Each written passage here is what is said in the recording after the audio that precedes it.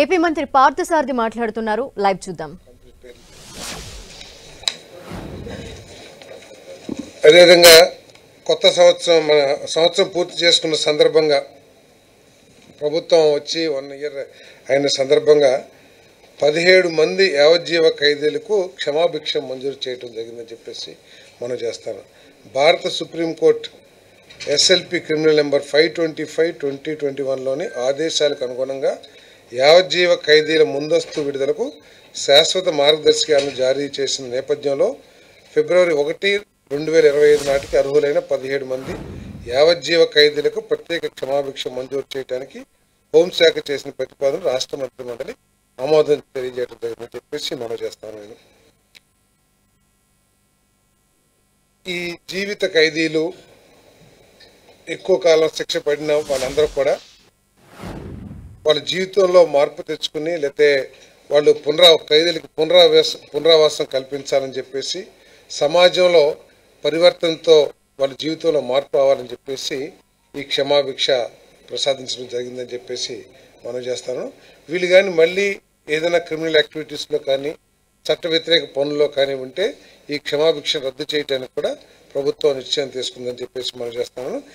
మరి ప్రభుత్వం ఈ జైల్స్ అన్నింటినీ కూడా రిఫార్మ్ చేయాలని ఈ ఖైదీల క్షమాభిక్షకు సంబంధించి ఖైదీల పరివర్తనకు సంబంధించి వీళ్ళందరూ కూడా ఏంటంటే అక్కడ లోకల్ పోలీస్ స్టేషన్స్కి రెగ్యులర్ టచ్లో ఉండి వీరి ప్రవర్తన మీద ఎప్పటికప్పుడు నిఘా సంస్థల ద్వారా కానివ్వండి లేదా పోలీస్ స్టేషన్ ద్వారా కానివ్వండి రిపోర్ట్స్ తెప్పించుకుని వాళ్ళని పర్యవేక్షించడం కూడా జరుగుతుంది. మరి భవిష్యత్తులో కూడా ఈ జైల్స్ని రిఫార్మ్స్ తీసుకురావాలని చెప్పేసి అన్ని కూడా ప్రభుత్వం ఆలోచన చేస్తుందని చెప్పేసి నేను మనం చేస్తా ఉన్నాను.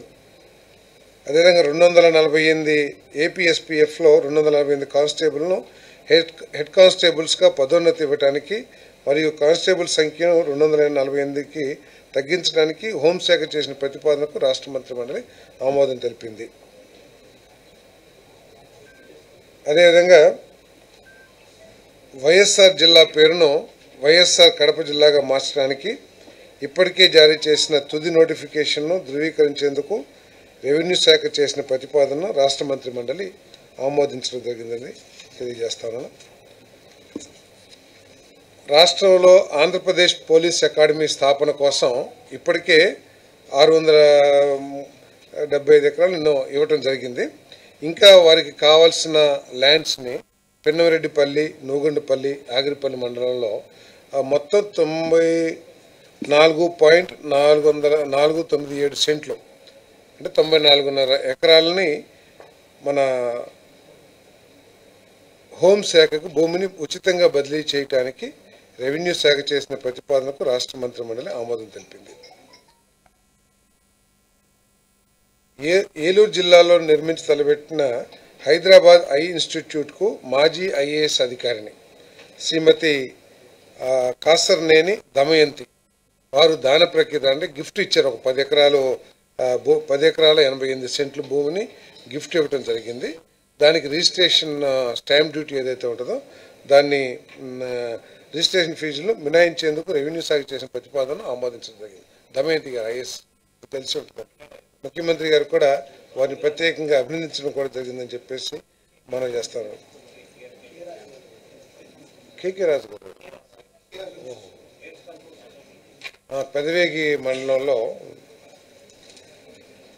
గత కార్మిక రంగ సంస్కరణలో భాగంగా పారిశ్రామిక సంస్థలపై విధి విధానాల కూర్పు భారాన్ని తగ్గించేందుకై పరిశ్రమల చట్టం 1948లోని 54, 55, 56, 59, 64, 65, 66 సెక్షన్లో కొన్ని నిబంధనలను ఆంధ్రప్రదేశ్ పరిశ్రమల సవరణ బిల్లు 2025 ద్వారా సవరించేందుకు కార్మిక ఫ్యాక్టరీలు, బాయిలర్లు మరియు బీమా వైద్య సేవల శాఖ చేసిన ప్రతిపాదనకు రాష్ట్ర మంత్రి మండలి ఆమోదం తెలిపిందని చెప్పేసి మనం చేస్తా ఉన్నాను. ఏమండి ఇదంతా ఏంటంటే మన ఎంప్లాయ్మెంట్ ఆఫ్ ఉమెన్కి సంబంధించి ముఖ్యంగా ఉంది. దీంట్లో ముఖ్యమైన ఏంటంటే 66(1)(b) section 66(1)(b) restriction on women's right night time employment between 7 PM 6 PM ఇంతకుముందు చేస్తానికి లేదు. ఇప్పుడు వాళ్ళు women May work during night time with safe guards like consent, transport, security and CC surveillance. Proper safe guards తీసుకుని వారికి camera surveillance పెట్టి వాళ్ళకి proper transport, తర్వాత అదేవిధంగా వారు పనిచేసే చుట్టుపక్కలంతా కూడా కాంతివంతమైన ప్రదేశంగా ఉండే కొన్ని నిబంధనలు ఏర్పాటు చేసి మహిళలు కూడా రాత్రిపూట పనిచేయచ్చు అని చెప్పేసి ఈ ఈ అమెండ్మెంటు చెప్తా ఉంది. అదేవిధంగా సెక్షన్ 54లో 9 hours పర్ డే మ్యాక్సిమం చేసేదైతే ఇప్పుడు అది 10 గంటలకు పెంచి పర్ డే 10 hours పెంచడం జరిగింది. సెక్షన్ 55లో ఇంతకుముందు 5 hours-కి 1 hour రెస్ట్ ఉండేది. ఇప్పుడు 6 hours-కి రెస్ట్ పీరియడ్ని మార్చారు. 6 hours-కి ఒకసారి రెస్ట్ వచ్చేట్లు. అదేవిధంగా section 56 maximum spread over 10.5 hours అయితే ఇప్పుడు ఎక్స్టెండెడ్ టు 12 hours, అంటే మొత్తం 12 hours దాకా పనిచేసే అవకాశాన్ని కల్పిస్తూ ఉంది.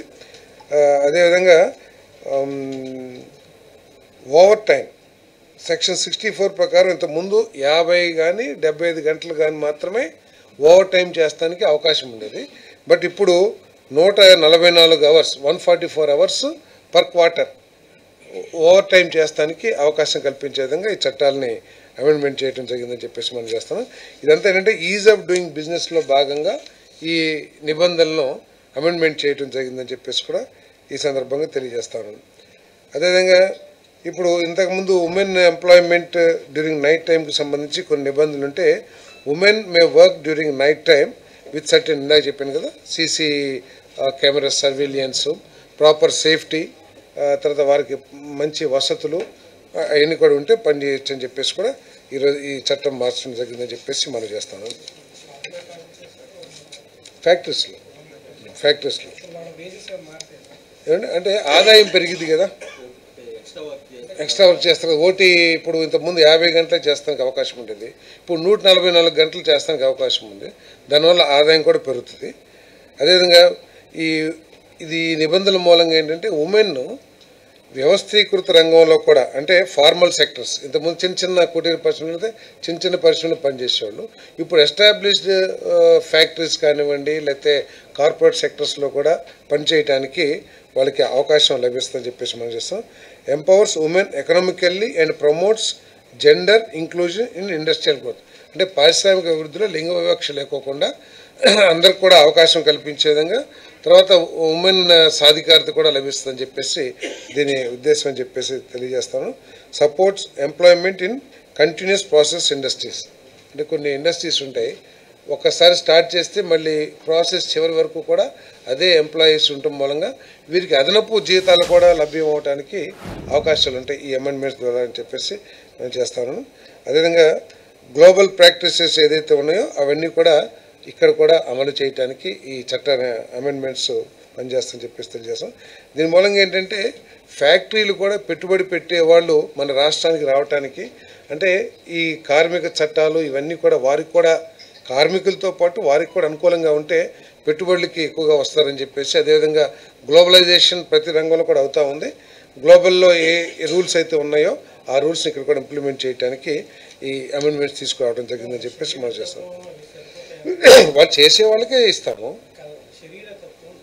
సరే, అదే మహిళలు చేయగలిగిన వాళ్ళే చేస్తారు. వాళ్ళు చేస్తానికి ఇప్పుడు ఇంతకుముందు చేసే ఇంట్రెస్ట్ ఉన్నా వారికి ఫిజికల్ ఫిట్నెస్ ఉన్నా కూడా చేయటానికి అవకాశం లేదు చట్ట ప్రకారం. కానీ ఇప్పుడు ఏంటి, ఒకవేళ సపోజ్ షీఈస్ క్యాపబుల్ ఎనఫ్ అనుకోండి, వాళ్ళ కుటుంబ పరిస్థితులు కానీ ఆమె పరిస్థితులు కానీ పనిచేయటానికి దోహదపడేటైతే పని చేసుకోవడానికి అవకాశం కల్పించింది. స్పిన్నింగ్ వీల్ ఇవన్నీ సో ఇప్పుడు చట్టపరంగా వాళ్ళకి అవకాశాలు కల్పాయి. ఏమండి, కార్మిక సంఘాలు ఏమి వ్యతిరేకించండి.